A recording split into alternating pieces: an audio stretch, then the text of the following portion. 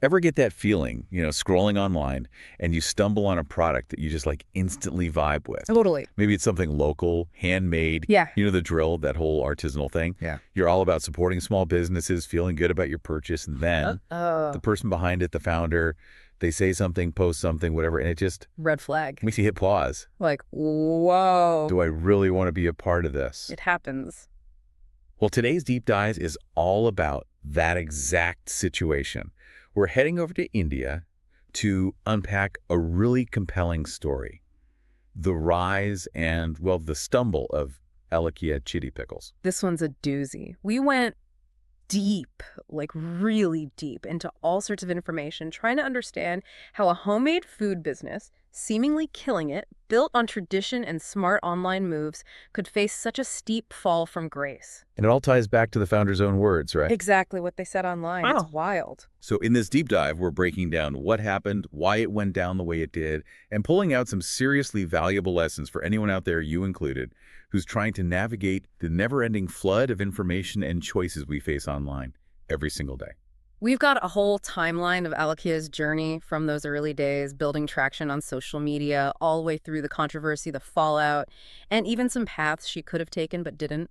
We'll touch on the whole entrepreneurial scene in India, the insane power, and the potential pitfalls of social media when you're running a business. We're talking psychology too, right? Oh, for sure. The psychology behind why people react so strongly online, why those backlashes can be so intense. And of course, we're dissecting Alekhya's brand, the pickles themselves, and that whole controversy that basically swallowed it up. This stuff matters. Hmm. I mean, think about it. In a world where who you are online and the business you represent are basically fused together, understanding what happened with Alekhya is kind of crucial. Doesn't matter if you're an entrepreneur, a conscious consumer, just someone who's paying attention to how things work in the digital age. This deep dive is going to give you some serious insights into reputation, responsibility, and the sheer weight our online words can carry. All right, let's jump in. So, Alekhya Chitti pickles. This didn't start with all that online drama, did it? No, not at all. This begins in Andhra Pradesh.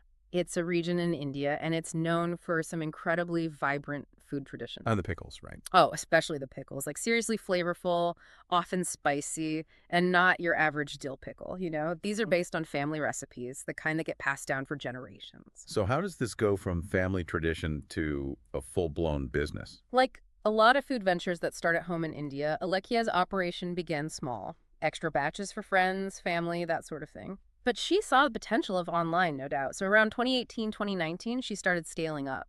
WhatsApp was big, and she was also riding that early wave of social media marketing. Smart. Yeah. But there are tons of food products out there. What was it about her pickles that actually caught people's attention? A few things. First, that authenticity. We're talking about Andhra-style pickles. You've got your classic avakaya, which is this mango pickle, and she wasn't messing around with the spice. Different levels to appeal to different palates, but this stuff was the real deal. Then you've got your tomato, lemon, even some more unique options like a garlic chili pickle, seriously fiery. But her big selling point was the whole grandmother's recipe angle. No artificial preservatives, all natural.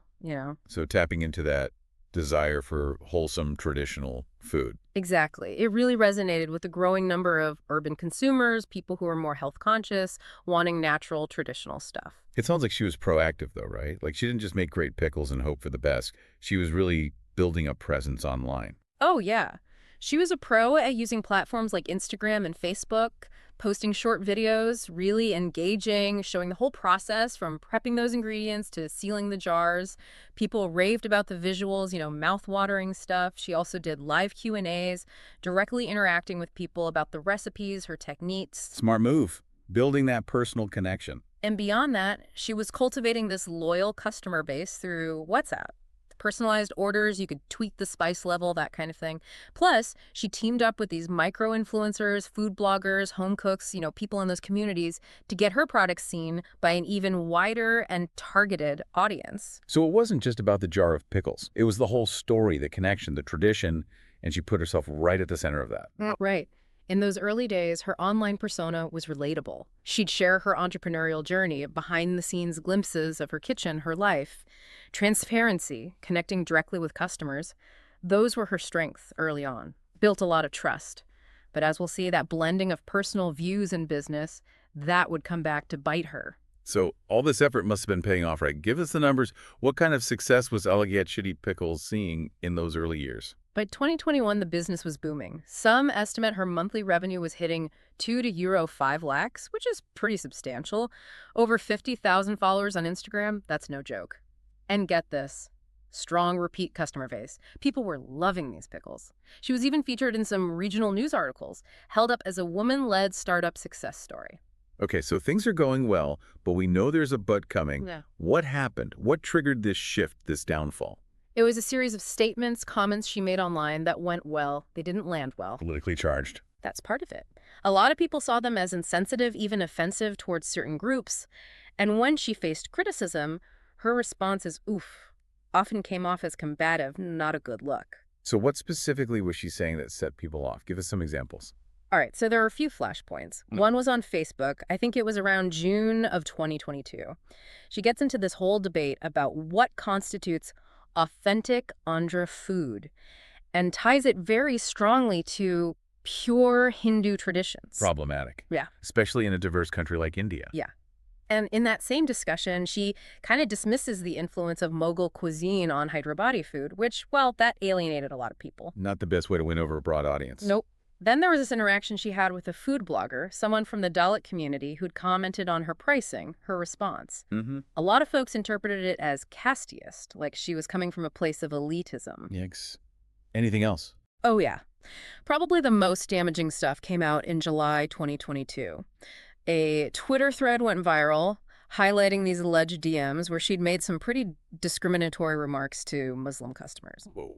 And there was this Instagram story, since deleted, but people had screenshots where she was mocking pickles that had been westernized, adapted for different tastes. It was all just piling up. It gets even more complicated, right? There were rumors about hiring practices, too. Right. Some leaked information, although it's important to note this was never verified, alleging that she had discriminatory hiring practices based on caste and that there were wage disparities within her business. It got messy fast. So you've got these very public statements and then these additional allegations.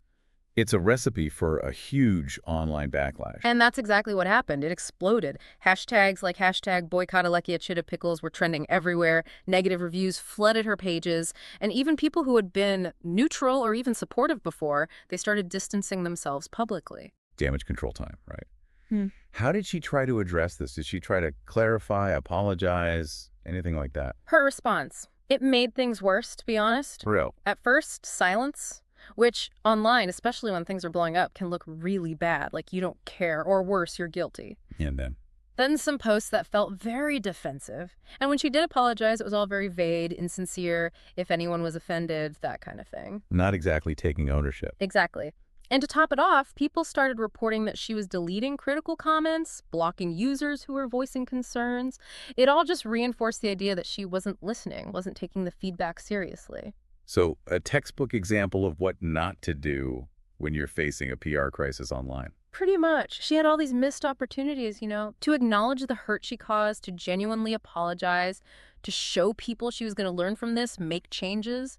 Nope, none of that. And we know there are real-world consequences to this kind of online firestorm. Did it actually impact her business? Oh, yeah, big time. Sales tanked, like 40% to 60% drop in the short term, according to reports.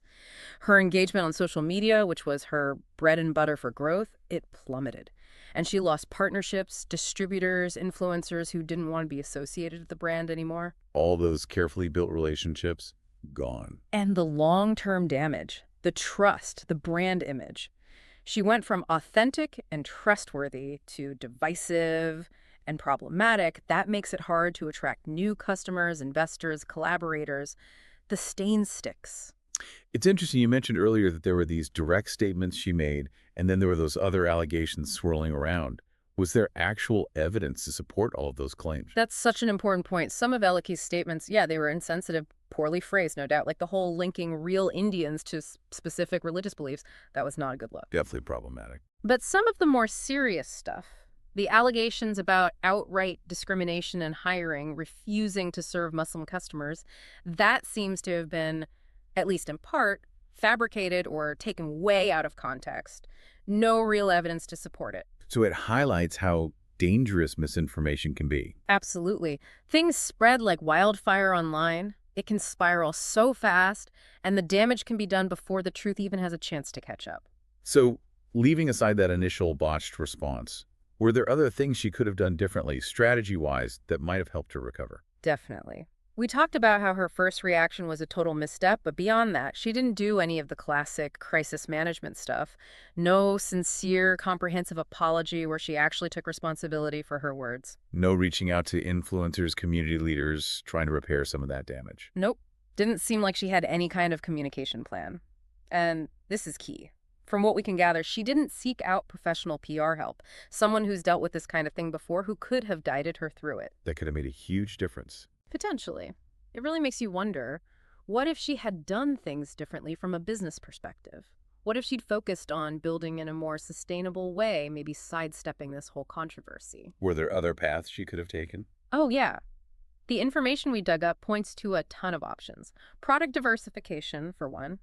Imagine if she'd branched out beyond those core pickles, maybe introduced regional specialties from other parts of India, or catered to specific diets, health-conscious options. Sort.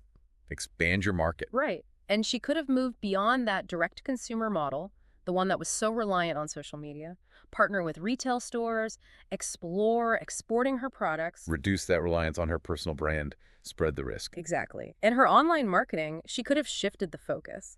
Less about her personal opinions, which clearly got her into hot water, and more about the quality of the product, the taste, the tradition. Back to basics.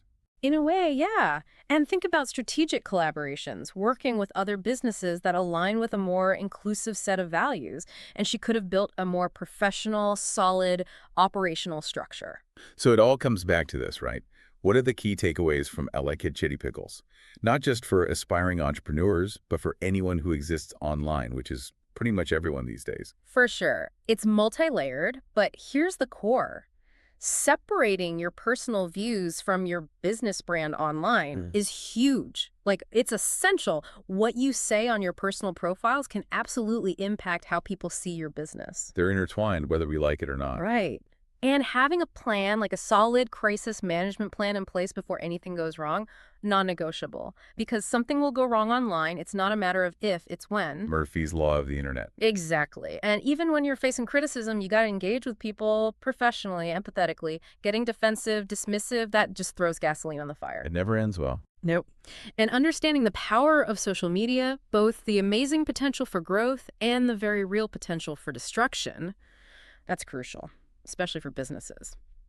And finally, building your business on a foundation of inclusivity and respect. That's not just the right thing to do ethically, it's often the smartest move for long-term success. It all comes full circle. So, Alekhya Chitti Pickles, they had all the right ingredients, didn't they? A great product, rooted in tradition, a killer digital marketing strategy early on. But as we saw, the controversy surrounding her online statements just eclipsed everything. It's a powerful reminder, in today's world, what you say online can be just as important, maybe even more important than what you sell. So what's the takeaway for our listeners out there? What do they need to keep in mind as they navigate the online world? All the information, all the brands competing for their attention. I think Alekhya's story is a wake-up call. Look beyond the surface, The product is just one piece of the puzzle. Think about the values behind the brand, the way the people behind it conduct themselves online. Do those values align with yours? Do you want to support them with your money, your attention? Exactly. And for those of you who are building something, whether it's a business or a platform, remember the responsibility that comes with that visibility. Your words matter. It makes you think, doesn't it? This is a really public example, but how often are these kinds of situations happening on a smaller scale? Maybe without all the hashtags and the viral outrage. All the time. And what are the subtle signs we might be missing when we're evaluating the ethics, the values, the whole picture of the brands we interact with every day? It's definitely something to consider, right? Next time you're scrolling through your feed or you discover a new business online. Food for thought, for sure. There's so much more to unpack here. The whole psychology of brand loyalty, how quickly that can disappear, the nuances of online communication, how cultural sensitivities play into all of this. It's a rabbit hole. A fascinating one, though. We encourage everyone listening to really sit with the things we've talked about today. Maybe even take another look at your own approach to crisis management, responsible online engagement in your own life, your work. Thanks for taking this deep dive with us. It's been real. Absolutely.